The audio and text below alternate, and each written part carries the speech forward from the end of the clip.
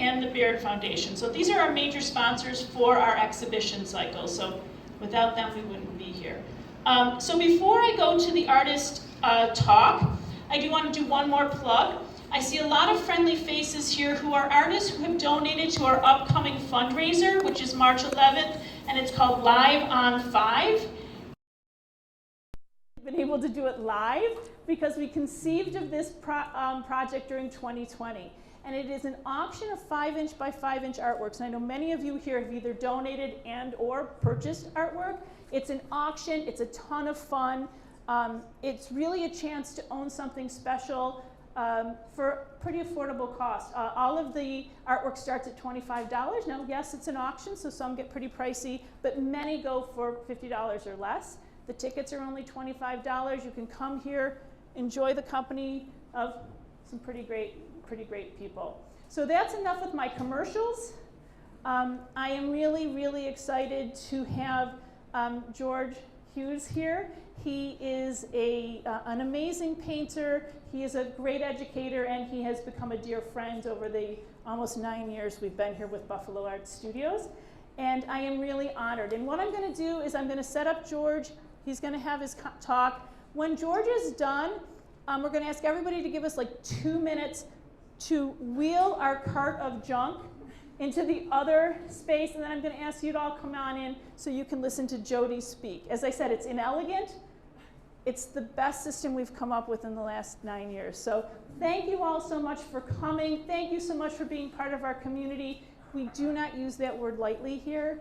We are so proud of the work we do here. We are so proud to be part of this amazing, amazing cultural community. So thank you. All right, George.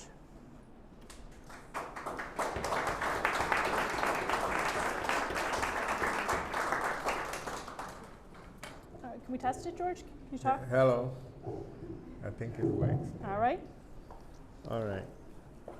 So thank you all for coming. It's an honor to be an artist and to have audience. I was trying to figure out an analogy that I could use to describe this occasion. And this morning it came to me. In Ghana, when a child is born, the child is outdoored, and that's the day that the child is named. So when you do paintings in your studio and you have an exhibition, it's like an outdooring of a child, because these paintings have to come out for people to see. The artist does not create and just stares at the creation. You have to have an audience. So I'm very privileged and honored to have you guys here today to look at my work and to look at Jody's work also. We are very happy to have you this evening. I would like to thank Shirley for inviting me to show. I'm very privileged to be able to work after my accident. I had an accident a few years ago. If I get emotional, it's good. It's good. It's all good. So I'll thank Shirley for giving me the opportunity to come and have this exhibition here today, because it forces me to think about a concept and also to get up every day having in mind ideas, processes, materials, and also finding assistance. And therefore, I would like to thank the following talented, generous individuals: Christina, Danielle, Victoria, and Morgan, who have assisted me to create these works of art. I also like to thank Buffalo Art Studio, Alma, Lauren, Sydney, and Jane, who is my wife, who has helped me recover. I would like to thank Mary. Is Mary here? Mary McMickens.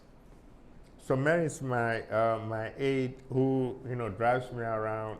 We debate, we argue, and we get to places.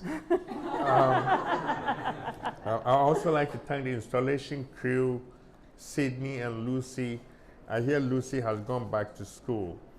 Okay, now I will try to run through this real quick. I was telling Ian, who is a friend of mine, that when musicians create music and have a concert, they don't try to explain the music they are going to play. They just jam and the people dance to it. But artists have to, because art is kind of like a very innate thing that is very cerebral. You have to kind of contemplate what's going on. And most of the imagery and ideas that artists play with or formulate come from places that may be a little bit obscure. So I'm happy to explain, at least give a gist or a glimpse of what my works are about.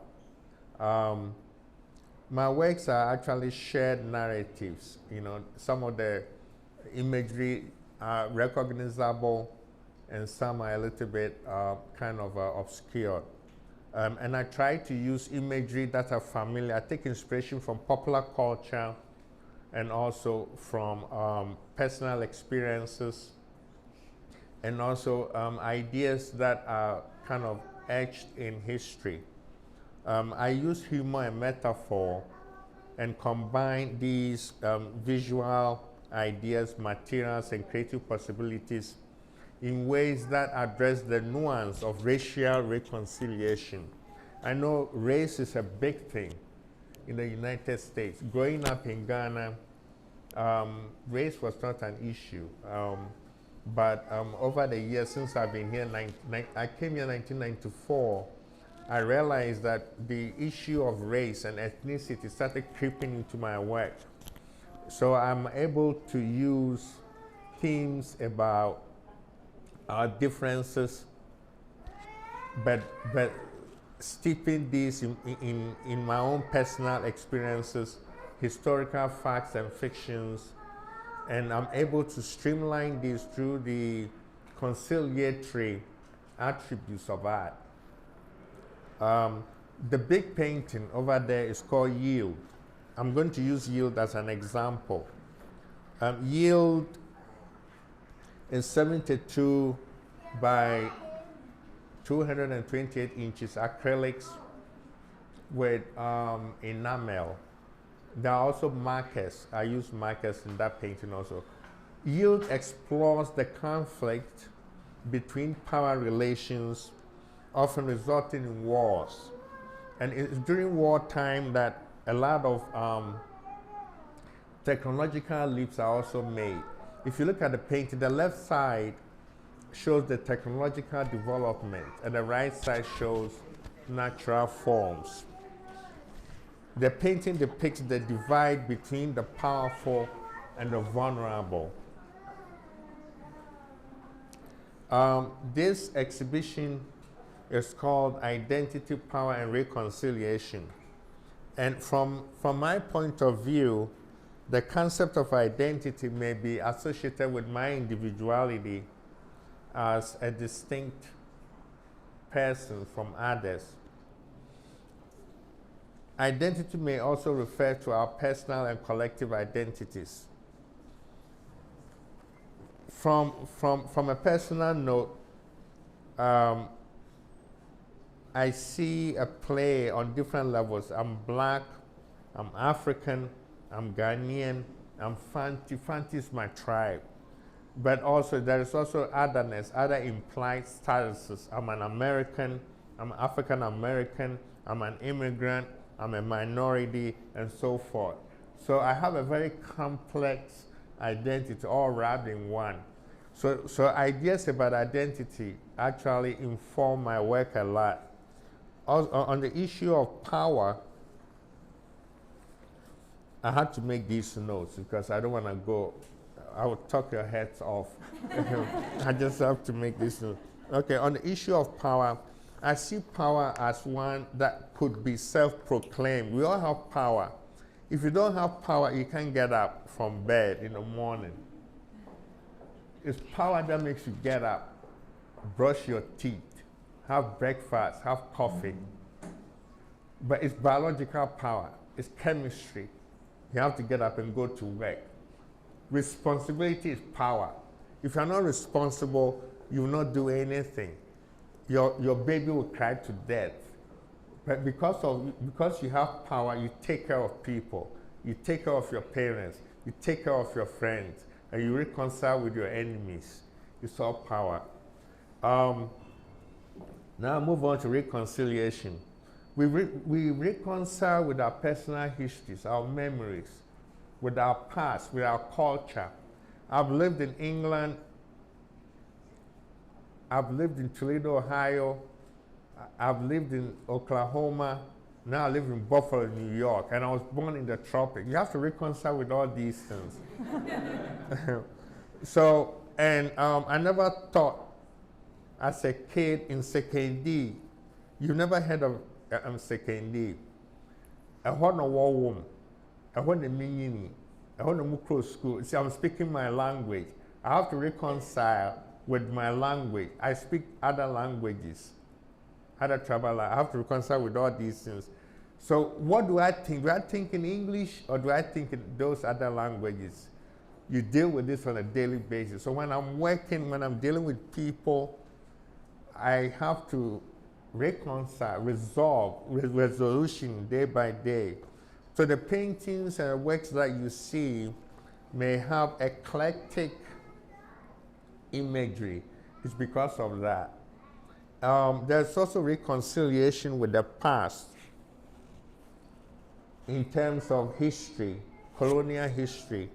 We reconcile with the trauma. I have to reconcile with the trauma of my accident. But in addition to that, I have to reconcile with the fact that I am in a new culture, and the culture that I came from was colonized by the British, and I live in a place where I feel I can be as loud as I wanted to be, but could not be as loud as I wanted to back home in Ghana. I feel more American. Americans are more outspoken. The Ghanaians are more reserved, more like the British, you see.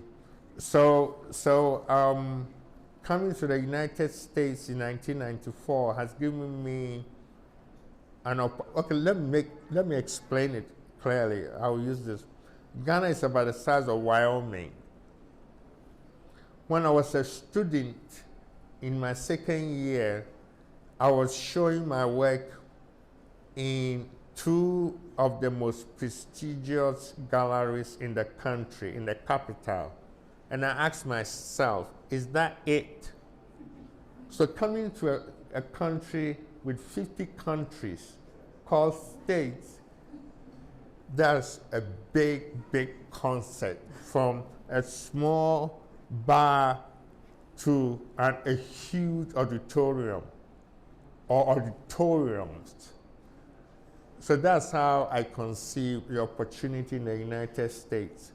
So going back to the idea of reconciliation, reconciliation could also be perceived as a socio-political, on the socio-political level, where you continue to contribute to society despite obstacles, political obstacles. The process of doing this requires artistic humor and metaphor. Thank you.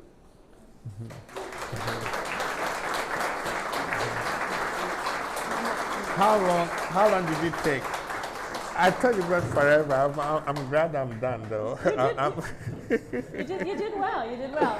So thank you all. What we're going to do now is we're going to move in. But one of the things I always love to say here at Buffalo Art Studios is we are a community and we are about conversation. So we call these artist introductions. They're relatively brief. But now you all know who the artist is. And you can speak with George about his work. You can ask him questions. But you have to wait until after Jody gets her chance. So give us 1 minute. We're going to turn off the mics. We're going to roll in and join us in the center gallery. You can also go around, and we're going to pull back the drapes so you can see the talk from the community space. Thank you.